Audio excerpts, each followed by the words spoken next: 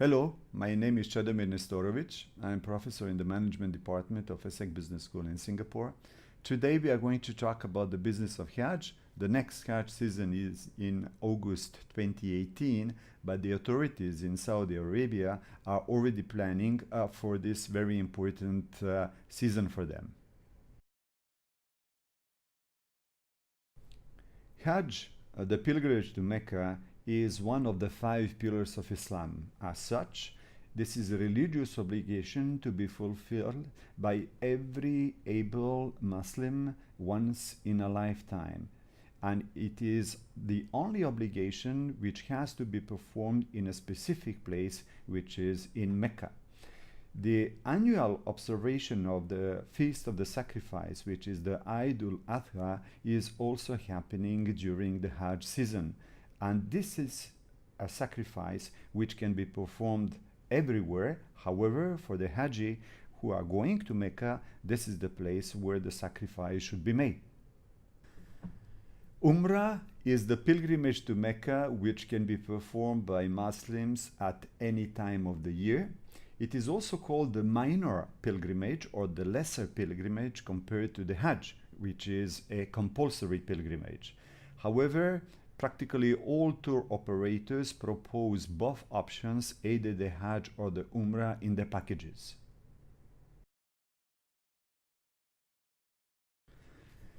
As the Economist indicates, where there are pilgrims, there are profits.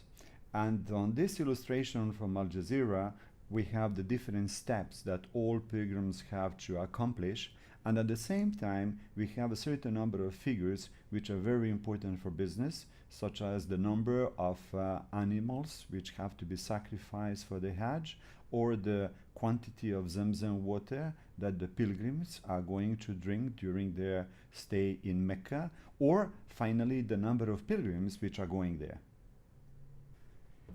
If the number of Hajj pilgrims is limited because Saudi Arabia is issuing a certain number of visas and they don't want to exceed them, the number of Umrah visitors is not limited. So Saudi Arabia will put very much emphasis on Umrah visitors rather than on Hajj visitors. So the statistics are showing that the number of Umrah visitors and also the revenues coming from them is higher than the number of Hajjis going to Saudi Arabia. When it comes to the different countries where the Hajjis are coming from, of course, they are coming from the biggest Muslim countries in the world, such as Indonesia, Pakistan, India, or Bangladesh. However, even from these countries, the total number of pilgrims going to Mecca is extremely reduced. So it means that there is a huge opportunity for the development of the Hajj and Umrah business coming from these countries. The cost of Hajj is increasing year after year because the infrastructure is becoming costlier. For Saudi Arabia, they recognize that it is a very important source of income. For the moment, it is the second one, just after oil, but in the future, it will be the first one. So this is why they're putting very much emphasis in developing infrastructures and developing modern ways of accommodation, which are costlier than in the past. So on one side, the pilgrims coming from Malaysia will spend on average half of their annual salary. But for the pilgrims coming from Indonesia or coming from Bangladesh or coming from India, the cost of Hajj is by far exceeding their annual salary. The two biggest businesses that we have for Hajj are travel and accommodation on one side and food and beverages on the other side.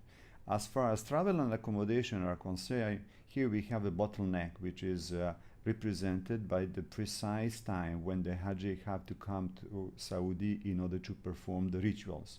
So all the travel agents are focusing on the same period, but the problem is that since Saudi Arabia is issuing a definite number of visas, Saudi Arabia is also selecting the different travel agencies which can bring the Hajj to the sacred land. So for them, it is very important to control what is happening with all these people coming to Saudi Arabia, and especially in order to foster sales for the derivative businesses, not only for accommodation and for food and beverages. For the moment, the Hajj business represents about $8.5 billion for Saudi Arabia, but they are increasing this amount because they are welcoming more and more Umrah passengers and travelers coming to Saudi Arabia. In order to sell even more, a large number of derivative businesses are existing. So it could be souvenirs on one side, it could be the different products that they are bringing back to their home countries on the other side, or the different products that we need during the rituals. On one side, you can have, for instance, the initiative coming from Turkish Airlines, distributing kits for the Haji if they are taking Turkish Airlines company, or on the other side, an initiative coming from France designing specific shoes for the Hajj called the Espa Hajj shoes for last year. The festival of sacrifice, Eid al-Adha, is commemorated by all people going for the Hajj to Mecca and also by all Muslims worldwide. It is commemorating the Prophet Abraham's willingness to sacrifice everything for the willingness of God, especially his son. And this sacrifice is also giving birth to a very huge market, and this is the market of live animals. So for instance, in Mecca, we are talking about more than 770,000 live animals. In majority, we are talking about sheep and goats, but we also have millions of these animals which are slaughtered all around the world for this specific sacrifice. Traditionally, for the Eid al-Adha or the Kurban Bayram or the Eid al-Kabir, as it is called in other parts of the world, it is the duty of the head of family to take care of the sacrifice, especially the father. But in today's world, this is happening not as often as it used to happen in the past. So we have many possibilities how to bypass this duty. So we can either have online Kurban, or we can have the Adahi project in Saudi Arabia, where the Saudi authorities are acting as a proxy in the sacrifice. In the cooperation with the Islamic Development Bank, they are selling the vouchers, and with these vouchers, they will sacrifice the animal for you and will distribute the carcasses to all needy populations worldwide.